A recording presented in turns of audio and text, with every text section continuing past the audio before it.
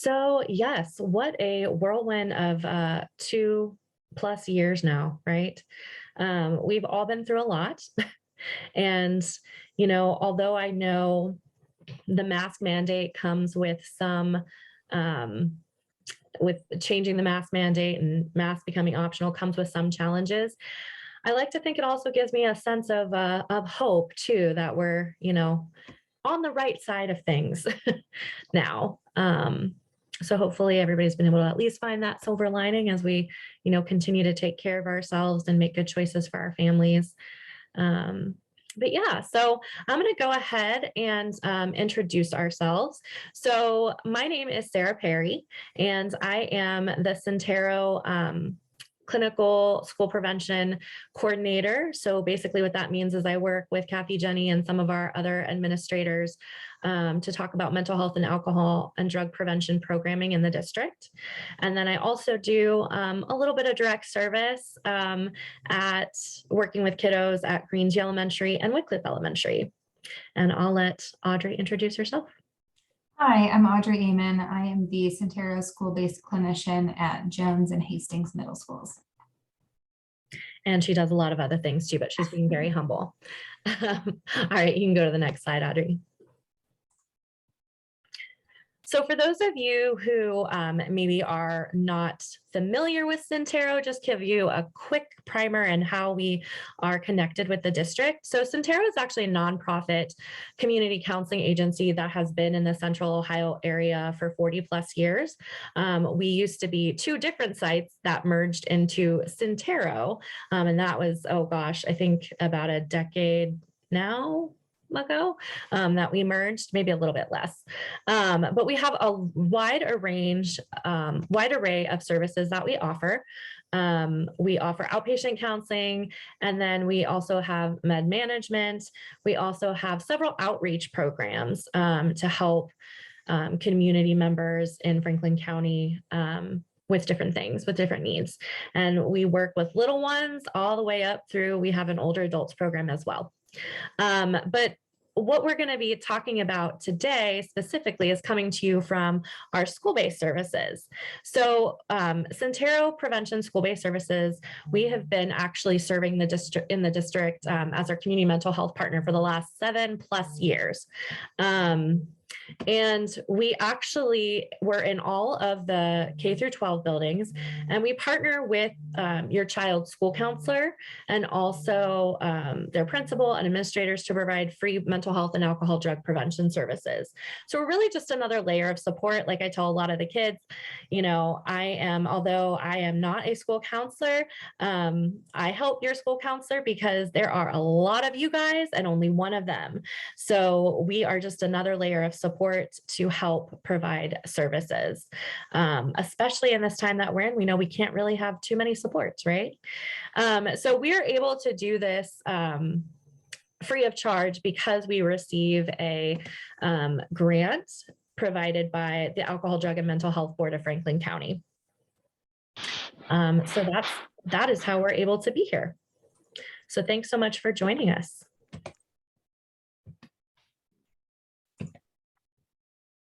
All right. And so some essential questions that we're going to be asking today. And Craig, I think you're on. I'm just going to ask, it won't let me pin. Okay. So some essential questions that we're going to be going over today is, how are we coping with changes related to mask mandates and the pandemic? How are you specifically coping, right? And I know you didn't come today to hear all about, how are you taking care of yourself? But that is essential when we're talking about how are we taking care of our kids. How can you tell if your kids are coping well, not coping well with all of the change, right? All of us probably at some point have had some high level of stress that we're dealing with, but how can we tell, if our kiddos are going through a particularly rough time or need a little extra support right now or in the future? And then what tips and strategies can help us when talking with our kids about anxieties and questions, right? So how do we approach them? So that's what we'll be covering today. Go to the next slide. So as we're getting into this today, I know, the pandemic has brought about so many different feelings and emotions and there's been politics involved and there's just lots of things on whatever side you're on, right? So we're all feeling the stress of that. So I want to just take a moment as we're getting into this and just kind of ground ourselves. I know a lot of us are coming from a busy work day or just having gotten through dinner with the kids and really want us to be able to focus on being able to take in this information for yourself and really kind of gift yourself back the time of just being present in the moment. So what I'd like you to do right now is something we do with our kids. We call it a grounding exercise. It helps our brain and our body be present in the moment so we can focus. So I want you to just kind of notice your surroundings, pay attention to where you are right now. We're going to use your 5 senses to mindfully bring you back to the present and just kind of ease any anxiety or stress you might have been feeling, any hurriedness that might have come before you jumped on to the presentation. So first thing I want you to do is go ahead and notice 5 things that are in your space. Maybe we'll pick a color, 5 blue things, that the first 5 blue things you notice in your space. And I'm doing it with you.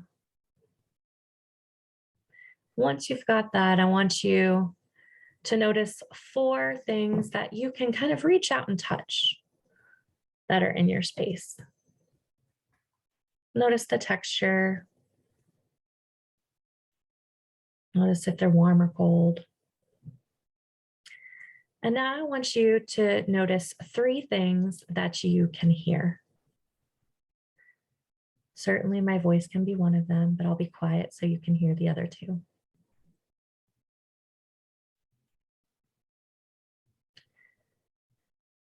And now I want you to go ahead and notice 2 things that you can smell.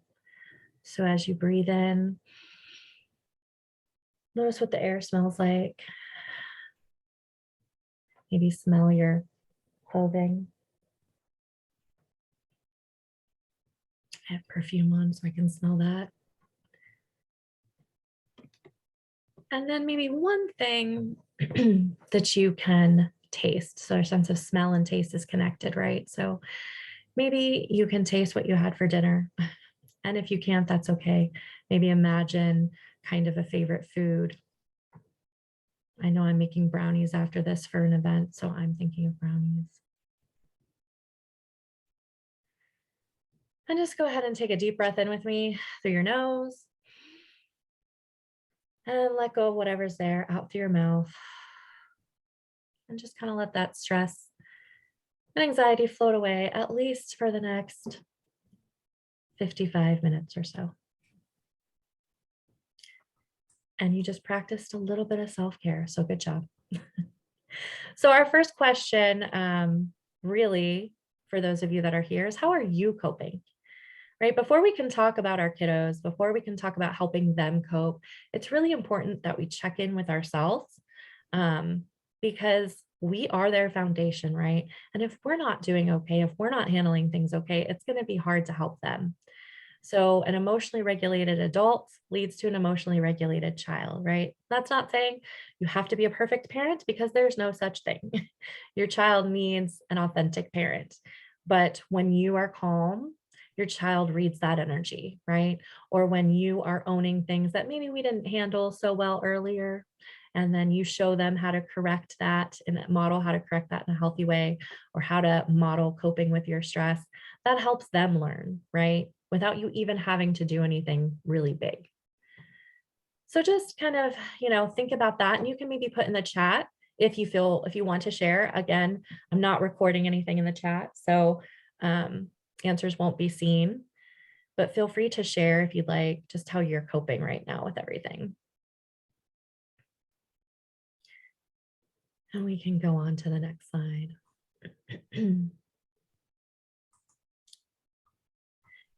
And so before we get into this, Maggie, are we seeing any responses in the chat? I don't think so.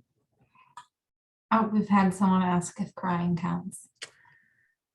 Yes, Yes. crying does count. It definitely does. I think all of us have had our moments, right? Or what am I feeling at this point in time? Because it's all new to all of us. All right. So let's talk about change saturation. And probably we're all feeling tired, right? That's why we get to the point where sometimes I think I feel like some of the younger kiddos I work with, I just want to kind of lay down on the floor and cry, right? I just want to have a moment. And that really kind of comes from, change saturation. So what is that exactly?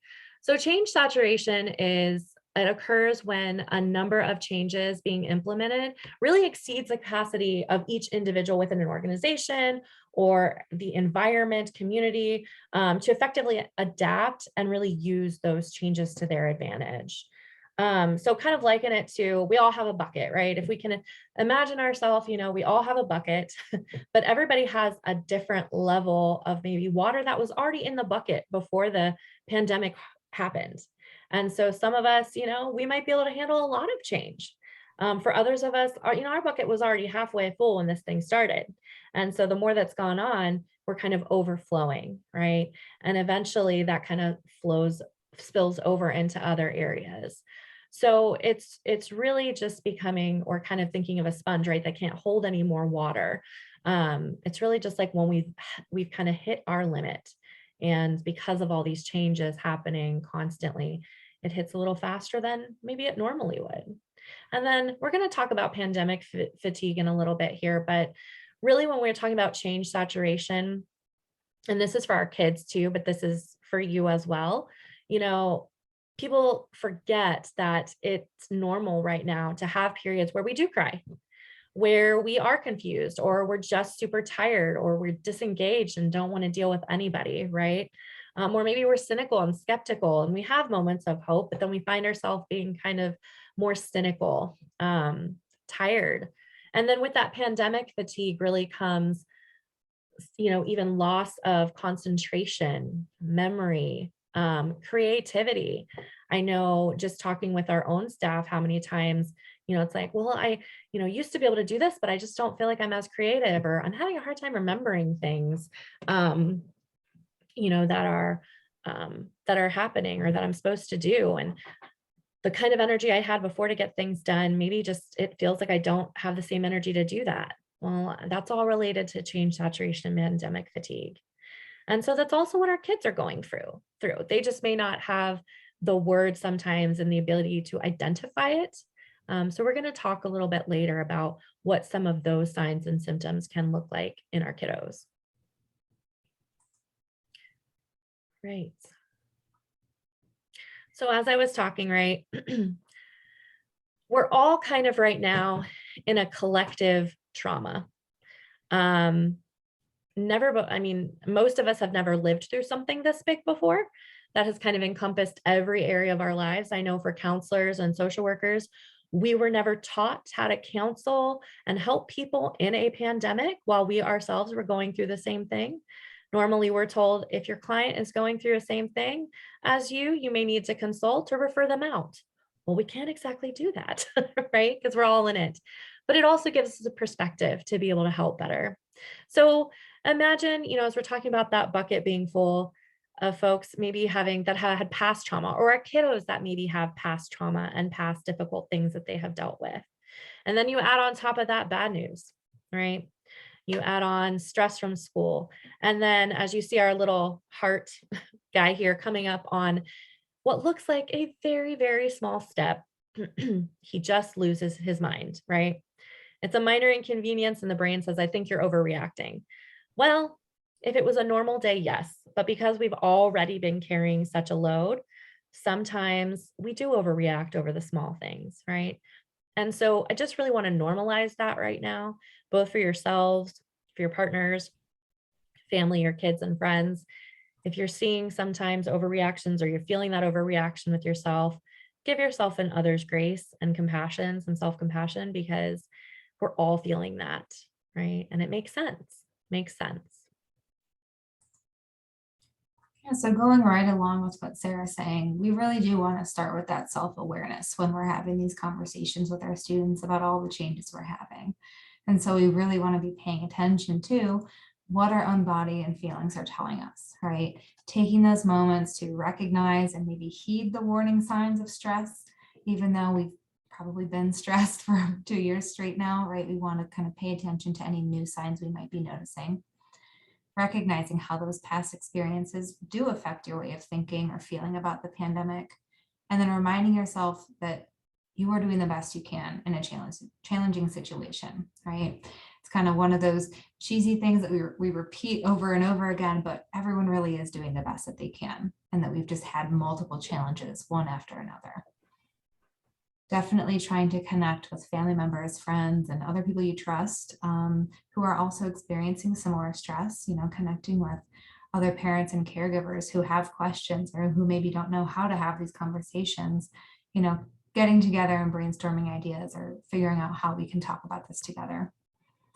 And then another thing we work with students a lot on is shifting from that problem-oriented thinking into solution-oriented thinking. We'll go over this a little bit more, but really focusing on what we do have control over at this moment in time. So first step is to start practicing or continue practicing that self-care in some small ways. So because we are still living through this constant change and trauma from the pandemic, we know that taking care of ourselves is critical. And so if you notice that you are having these feelings of being stressed, angry, depressed, feeling guilty or anxious, those things are all very common, especially as we deal with yet another change, right? So even though getting to the point of being able to have these conversations and the option of wearing masks does signify a good thing in terms of the long-term pandemic, it is one more change. And we know that these changes have been really difficult to manage and to navigate. And so making that time to take care of yourself, even if it's just something small every day, is a great way to model that for our kids. I know a lot of students are just trying to get everything done right now, just like the adults in their lives probably. And making that point to model what that looks like to recharge, to focus on all the dimensions of our wellness, right? When we talk to students, it's not only about mental health, we talk about physical health and nutrition and sleep, and just doing these things to take care of ourselves. And then this last bullet here, the most important is being able to ask for help, right? I know this can be hard for most of us, but reaching out to those people, whether that's, people at school, family, friends, or another support system, and having some non-pandemic related conversations can be very helpful. When our worlds revolve around something that's negative or something that's making us feel anxious, it can sometimes make that worse. And so making time to have more positive or other conversations. And then of course, reaching out for professional help if you need to, looking into EAP or different support groups in the area is really important. But how about the kids, right? So we know every single turn of the pandemic, it's been this kind of recalculating of, okay, how do we help the kids through this? And we are in yet another one of those stages. So we might start to, or continue, right, to look out for those signs of stress and anxiety in our kids. For younger kids, we might be noticing some of that regressed behavior for age or what their typical behaviors are. Younger kids might be wanting to stay home more often, or, they might be getting upset over smaller things that we thought they had gotten over about a year ago or 2 years ago. Noticing that kind of fear of separation, changes in sleep and eating, tantrums, physical aggression, emotional dysregulation, whether that's at school, at home, during play dates, all over the place, right? Maybe some repetitive behavior or like self-soothing comfort behavior, crying, zoning out, shutting down, being unusually quiet. And then we might notice all those same things in the older children and adolescents too, right? Or with some of our middle or high school students, we might notice that hypervigilance or being on high alert all the time. We might see what's magical thinking, kind of thoughts that aren't really based in reality, or some of that what if thinking, or thinking that they have caused something when really it had nothing to do with them. Fear of the future, A lot of these things we might just start to see coming up as we endure another change. So really wanting to be on the lookout for these things and noticing what is typical for your child and what feels like it might be new. And I would say too, Audrey, that, some of what we're seeing too with our kids and even in ourselves is a little bit of, pandemic grief. That grief cycle of what we had hoped for this year, we hoped for our kids, or what they had hoped for themselves with friends and a school year, and all of those things. So, not one or two of these things is cause for alarm, but your child. And if you see any of these things lasting for a significant amount of time, more than 2 weeks, and you're seeing quite a few of these, a handful of these things lasting for more than a couple weeks, it's probably time to reach out to your school counselor, or a pediatrician, or other mental health professional, just to take a pulse and see how things are going. Mhm. So what might the kids be thinking or feeling about masking changes? I always say to my students, one of the great things about being human is that we get to experience all the feelings at every single moment. And so we really might notice kids are having a lot of different feelings seemingly at the same time, right? So we might have excitement, hope, and some, maybe relief about this change on top of maybe we're worrying about friends or family. We're concerned about what our social life is going to look like now, whether we're fitting in or not fitting in, maybe even confusion about why the rules are changing. We've had different guidance as we've gone, and then even confusion about how we act with each other with a mask on. A lot of our students have had masks in front of their friends or in front of their teachers for a very long time. We might notice some anger or irritability, again, thinking about the control or loss of control, and some anxiety around what having your mask off could mean. If we're used to being able to hide behind that or kind of use it as almost like a safety blanket kind of a thing. But I'm curious, what are some other feelings that you have already maybe seen in your child, or you think that they might have? You can put those in the chat.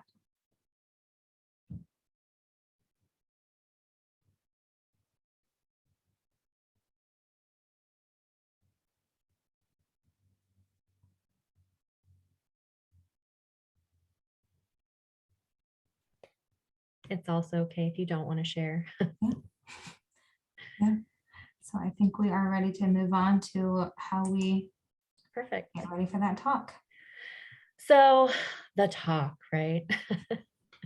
Whoever thought that we'd be talking with our kids about having to wear masks, or suddenly then not having to wear masks anymore, and that this would be a thing, that this would be a big deal.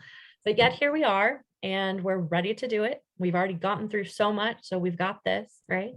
So kind of setting the stage, we really want to try, before we have that conversation, to mindfully create a safe discussion environment. This is true for a lot of things. It doesn't just, um, this doesn't just associate with masking or not masking, but really it's about how do we want our kids to engage with us in these conversations. So first, like we've been talking about, check in with yourself. Really think about what values are important to you and your family. Um, how have you processed your own feelings related to what's happening? If you're having a lot of anxiety about this, have you made it a point to talk to somebody or talk through it with a friend? So that when you have the conversation, that your child's not feeling your anxiety as well. So which goes into number 2, staying calm, right? So like we talked about before, emotionally regulated adult leads to an emotionally regulated child. So that definitely happens. And, we just have to kind of roll with it. So then the other thing too is just picking a time that allows for their questions and reactions. So don't do it right before bed. That's not a good time. They will likely then have a hard time falling asleep, or will be too tired to have that conversation and really think about what questions they might have. So, maybe that's something that you guys do at dinner time because it's a natural time that you're already together. Maybe make it kind of a date night and do something. But yeah, so thinking about that. So for the younger children, really engage in a simple activity such as coloring or playing with fidgets while talking. really helps. So it kind of distracts them from the intensity of the moment, or we're going to have a talk, right? So they don't think they're in trouble, but really just kind of gets on their level. And um, instead of being, I'm the parent having this conversation, right? But really getting on their level. And then for older children, think of something that you could do with them. Sometimes car rides are easy to have these conversations because you're not directly looking at each other, right? And plus they're stuck in the car with you. So that can work. Maybe plan a time to go out to dinner, or plan kind of a date time. It sounds kind of cheesy. And I know, if you said that to your child, they would probably roll their eyes. But in reality, a lot of adolescents still crave that connection. They just don't know how to ask for it without sounding uncool. So, yeah, kind of thinking of those things. And then just really reassuring your child that they're safe, right?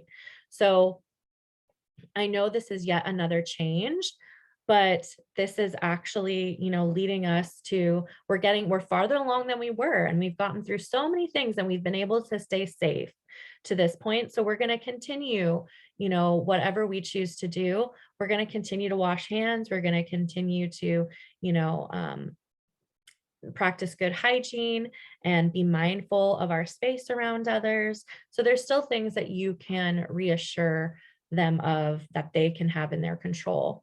Um, but yeah, and if you feel safe and assure that, bring that to your child, then they're going to be able to feel that as well.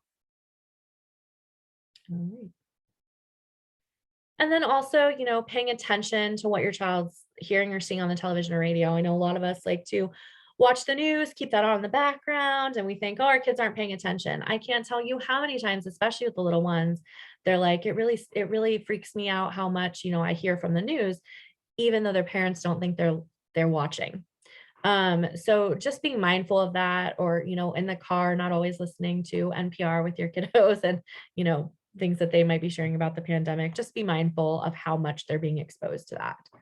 And then again, just like we said, with everything, with every change, we really want to focus on what is still within our control, right? So continuing to maintain certain routines and that are predictable help lead to calm and feelings of well-being. And then kind of going along with that, just some tips for initially engaging. Um, it might be strange to hear kids sharing certain things, but it's their perspective, right? And that's what we always want to come at it from that angle. Your child's perspective is their perspective, whether or not it's logical or makes sense. It's their perspective, and that leads to how they're feeling. So while we can, yes, work to correct any kind of, irrational thoughts or fears, we first don't want to minimize the fact that they're feeling what they're feeling or thinking what they're thinking. So really validating, saying, um, acknowledging first of what they're feeling. So I understand that this is tough. You've never experienced anything like this.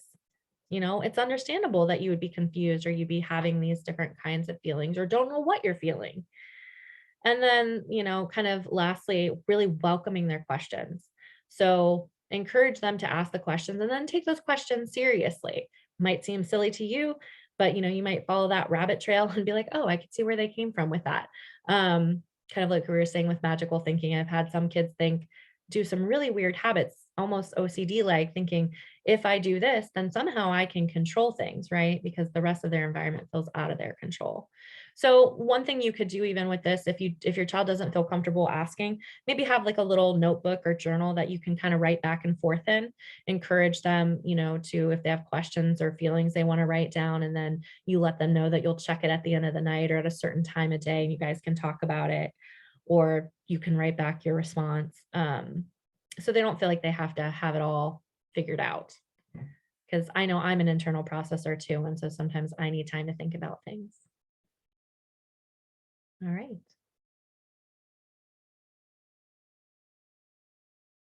Oh, you're muted, Audrey. And I actually did want to mention, so the chat is still popping up for me. I can't figure out how to disable it. So we can ask questions at the end and I'll take the recording off. Yeah, so now that we have kind of that stage set for answering our students' questions and talking to them, we can think more about what would be developmentally appropriate in terms of questions they might ask and responses we can give. And so the first thing that we want to do, of course, is stick to the facts. And so when we're talking to a student, we can say, starting next Monday, students and staff at school are going to have the option if they want to wear masks or not. It's no longer a rule where people are going to be told to put their masks on, but this is what our family is going to do. And then you can explain to them and share with them what your family would be doing and what you'd like your student to be doing at school. We want to make sure we're doing that without being, blaming or shaming to other families or individuals who are doing something different than what you are. Providing these facts and kind of giving them as statements of what the family rules are can be very helpful for students to kind of, again, gain that control, but also grasp what comes next for them, right? And then just like Sarah talked about, normalizing and validating what our students have gone through, right? It's been hard for adult brains to comprehend exactly what we've been going through the last couple of years, but reminding our students, we know there have been a lot of changes, especially about when we wear masks. And so I'm just wondering how you feel about it. What are you thinking right now? And give them that space to share. And we want to make sure we're listening to what they're saying, right? And so we can reflect back to them of like, I can appreciate that you feel that way. Thank you for sharing how you feel. And then we can move forward from there. We want to get prepared for lots of why and what if questions. So your student might come to you pretty frequently with questions about why some students or staff are wearing a mask and others aren't, or why the rules are changing, or they'll have countless what if scenarios that they want to talk about, and they're going to turn to you for that guidance. So first, of course, we want to consider what level of information our students are able to understand, whether they're in first grade or 11th grade, and talk to them about those concerns, even when you're getting the same question multiple times, right? Because they might come to school and hear something different from a friend and they want to come back and check in with you because that's not what they were told, right? So we want to make sure we are continuously validating and answering those questions for them. And then helping your student understand which of their what if questions are realistic and which of them might be coming from anxiety or nerves. Right, so I can tell how nervous you're feeling about this. Let's focus on the things that are most likely to happen, and then we can walk through that together so that we can give our students those realistic scenarios about what they would do next or what would make the most sense for them and their family. And then finally, making sure, like we said over and over, to focus on control. So when we face a lot of changes, it is so easy for us to start to feel out of control. And if that's true for adults, it is of course true for children, right? No matter what their age or developmental level, every time we face these kinds of changes, we start to feel out of control. And so when we feel that way, we want to remind them of what they do have control over. So how they respond to challenges, how they express their thoughts and feelings, even if that's a new concept for them, or even if that's something they've struggled with in the past, we can always be building new skills here. Who they can ask for help. So that's their safe people at home, but also people at school, or if they have coaches, people like that they can talk to, older siblings, and they have control over what they do next, right? So if that means giving themselves more space, if that means, talking with a teacher when they need help with something or feeling overwhelmed or overcrowded, know that they can do that. When students are escalated and getting scared, we can always help them identify what they can do and take things one step at a time, right? These changes are overwhelming at first, and then typically we are usually able to get used to them, right? And so we can remind them of that they've made it through so many changes already. Let's just take this next one step at a time.